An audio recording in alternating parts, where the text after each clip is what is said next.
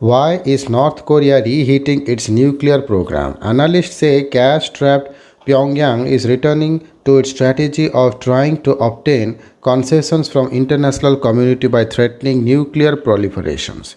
The United Nations nuclear watchdog describes the resumption of operations over the weekend at North Korea's Yongbyon nuclear reactor as deeply troubling. In its new annual report on North Korea's nuclear program, the International Atomic Energy Agency stated that while monitors have not been granted access to the Yongbyon site, there are indications that the 5 megawatt reactor is one more producing plutonium for the first time since December 2018. According to the report, there were indications including the discharge of cooling water consistent with the operation of the reactor in early July. It concluded that North nuclear activities continue to be a cause for serious concern and are deeply troubling. The continuation of DPRK's, the Democratic Republics of Korea nuclear program, is a clear violation of the relevant UN Security Council resolutions and is deeply regrettable.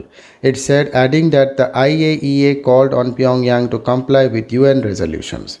Images captured from satellite also show that the steam plant for radiochemical laboratory was also operational in the first half of the year and that milling and concentration activities are going at the Pyeongchang uranium mine and the associated fabrication plant. What is North Korea planning? Leif Erik Aisley, an associate professor of international studies at Yale Women's University in Seoul, says North Korea has a number of reasons for resuming production of fissile material.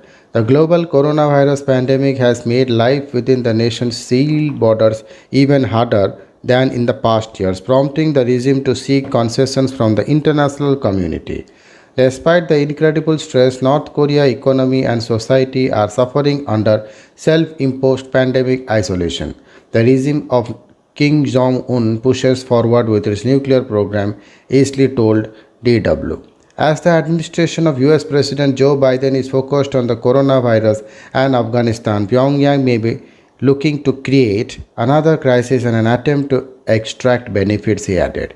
It would be better for everyone if North Korea skipped the provocation cycle and accepted humanitarian assistance and resumption of dialogue.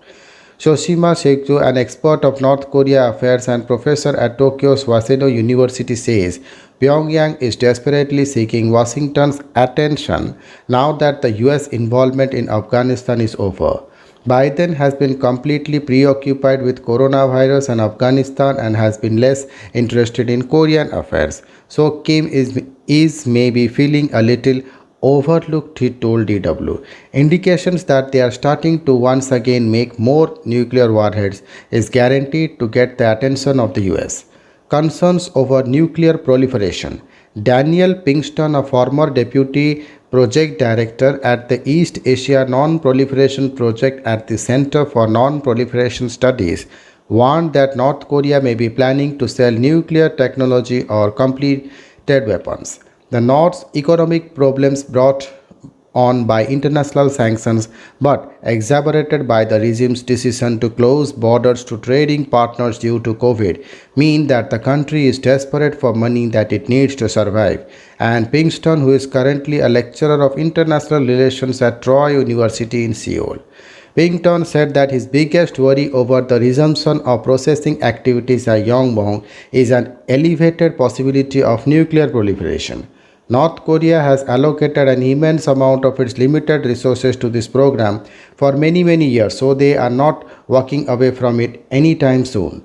The North is estimated to have somewhere between 50 to 60 warheads, so adding one more warhead to the stockpile does not have much meaning.